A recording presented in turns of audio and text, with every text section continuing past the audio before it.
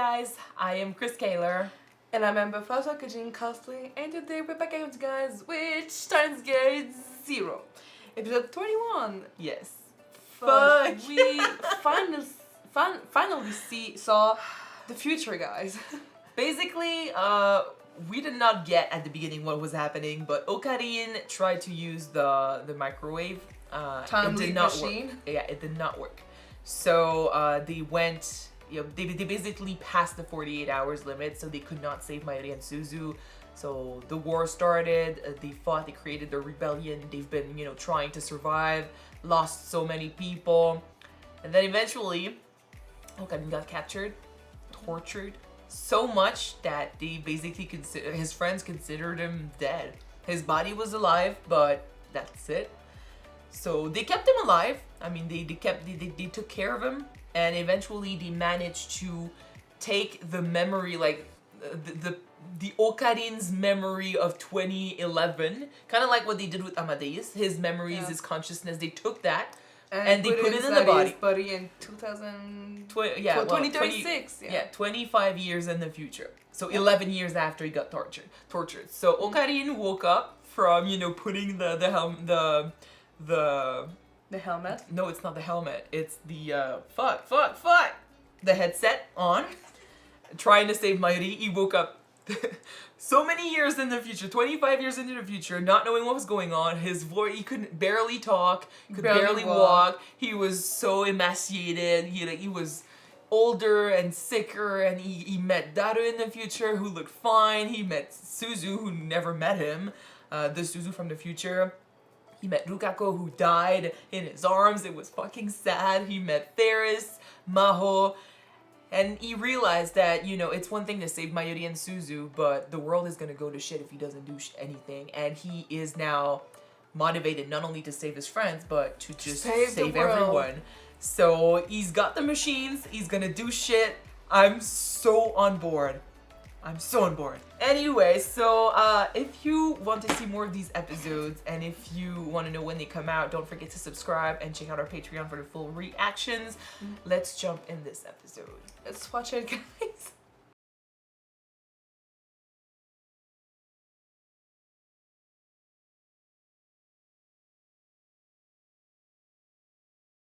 This was the best episode of the season! We were waiting since episode 1 for that mad scientist laugh and that upside conclusion. I swear I cried tears of joy, like, god damn it. And I decided to wear black from on my eyes today, like I'm stupid. This was the best comeback of a character I've seen in a long fucking time. And you know why? It's because we saw him like that in season 1, and slowly we saw him getting destroyed and broken every single time that he tried to save Mayuri. Yeah. And technically, at the beginning of Steins Gate 0, it was even more destroyed because he couldn't save Maxim. It's been a while. Yeah, that's the thing. I know some people say Steins Gate takes a long time to start. And some people say it's boring in the first few episodes, first 11 episodes of season 1, and season 2 also takes a long time to get started on the action. Once it starts, you no, it's not even but once it starts, it's worth it, because all these episodes of there's no action help us love these characters so much. It helps us understand who they are, what they've been through. Season 1, made us love them. Season 2 made us understand how deep the trauma ran, how traumatized, how depressed he was. The fact that it's so satisfying in this episode is because it took us 20, what episode is this, 21? 21. It took us 20 episodes of a depressed Okarin to finally go back to the guy we saw in episode 1. And even in season 1, this guy had been gone for a while, When Mayuri died, he was already tamed down a little bit. Yeah. And after that, we didn't see this, at least not onto that level. But this has been worth it. The weight, the emotional struggle, This was worth it. The voice actor did an amazing job. The accent, the laugh was even bigger than before. Everything he brought back, everything, the nicknames. I just keep thinking that dear Maho just didn't understand a thing about she what didn't was know going this guy. on. She didn't know this guy. Like, she thought he lost it. But of Kinda course, did. like, that's why I'm so happy. The last 2 episodes, we were like, okay, he's willing, to go back to save Mayuri and Suzu. That's a thing. Then he saw the future. He's willing to go back and save the world. Mm-hmm. That's the thing. Still, we did not get our Okarin back till this. It makes a lot of sense because not only did he have to, find his motivation in the future and find the courage and strength to tell his friends, you know what, I'll go back like 3,000 times. I don't care. I'll do this because it's my job. I'm the only one who can do it, and I'm willing to do it to save everyone. And then he saw little Suzu. He gave her kind of a little speech. Well, he said it out loud, but I'm pretty sure he was sort of talking to her. It's the new generation. Basically, you talk like a leader. You give strength and hope to these people that follow you. Yeah. It's at the basis of who Hououin Kyouma is, because that's what he was doing. He's leading his people. He's telling them what to do. He's being the mad scientist, and he's giving them a bit of happiness with his role-playing game. So he did that a bit with Suzu, and then he had all this time of going back in time, trusting his friends, facing death, facing, the people that captured him, destroying the fact that, going further than just, oh, I'm supposed to die. When in 2025, was that what they said? Yeah. Yeah, he was supposed to die when they captured him, and that was fate, that was written. And then he had to go past that because he could not let fate decide where he was going to end up and what was going to happen. So he had to go beyond that. And with that mindset, he can also face what happened to Mayuri and Suzu. It can also face what happened to Makise eventually. It's the motivation, it's the push he needed. And now back in 2011, he's finally gone back to being the Okarin that Daru has been hoping to see since the beginning of the season. I loved it. I think it paid off, definitely. But regarding the people who said that they don't think that maybe Steins Gate is that much good because of the pacing, of the time it takes to just bring the action into this the series. What do you say about the fact that the importance of giving time to your characters to grow and for the viewers to learn about them and appreciate them, and with the action that you need to bring to unfold? It's not for everyone. Like, some of my favorite movies are, character studies, and you take the time to explore a character's state of mind. And I'd be watching this movie with a parent or my mom or my dad, sometimes even friends. Yeah, sometimes even friends, and they'd be saying like, your movie's bad, your movie's boring. And I'm like, no, my movie's not boring. The movie is not bad. You just don't like that type of movie. That doesn't mean that the movie is bad. I feel like it pays off when you take the time to explore the characters, because movies in which, we don't get to know our characters and the characters just go from one fight scene to another, they exist. Like, they are everywhere. Visually, they're cool. The music is great, but do you think about these characters after?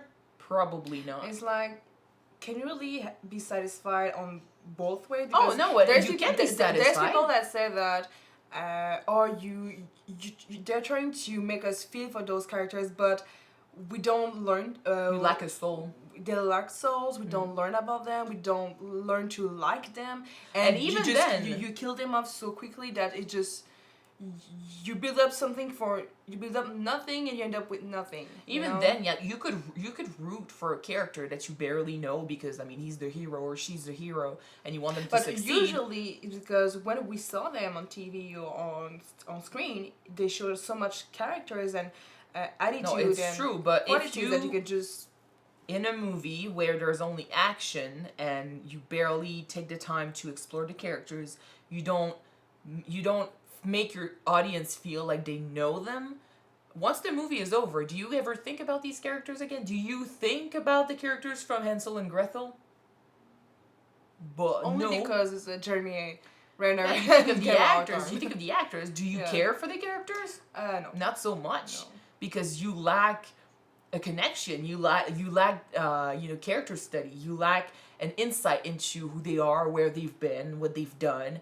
It's action from beginning to end, and I'm taking that movie as an example, but there are so many of those movies around. In Gladiator, it's action after action, but the action happens after a while in the movie of, him losing his family and then him adapting to being a slave. We follow the human, and then when the human goes through action scenes, we care about him. Mm-hmm. Titanic is the same thing.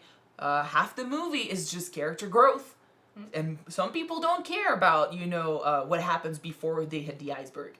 Some people just want to see the action and the terror at the end, but the beginning of the movie is just as important as the end, because that's why we care so much when he dies. Because we learn to know them and to like Exactly, because we spend time with them. So in Steins Gate, I feel like they took the time to show us his trauma. They took the time to show us what he's been through, how he thinks, and we know how he was in the beginning, and we know why he's been like this, because we saw that. It was worth it, because after all the struggle, we feel so bad for him. So to see him come back from this after pretty much a season of being depressed feels like a mission accomplished. It's something we've been waiting for. It feels satisfying. I feel happy, and I hope they manage to leave, because I don't need for this to end. I want this to continue. I want this movement he's on, this motivation he's showing to keep going. So hopefully they're not dead and he managed to go right in time. But gosh, I love this episode. I love the whole, being in the future, going back in time 3,000 times and even more was intense and crazy. Yeah. But for him to do it just showed how motivated he was and how brave he was, and I respect this character so fucking much. I think he's gonna be up there in one of my favorite anime characters ever.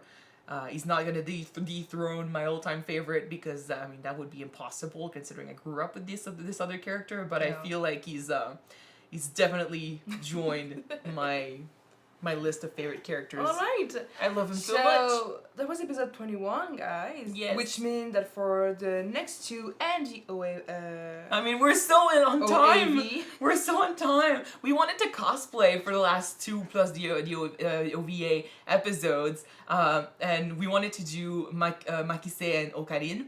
And I was thinking, if we're watching Steins Gate 0, but I don't really want to do the black costume, the black shirt costume, because it's him in this season, but it's not him. Mm-hmm. So I wanted to do the costume from season 1.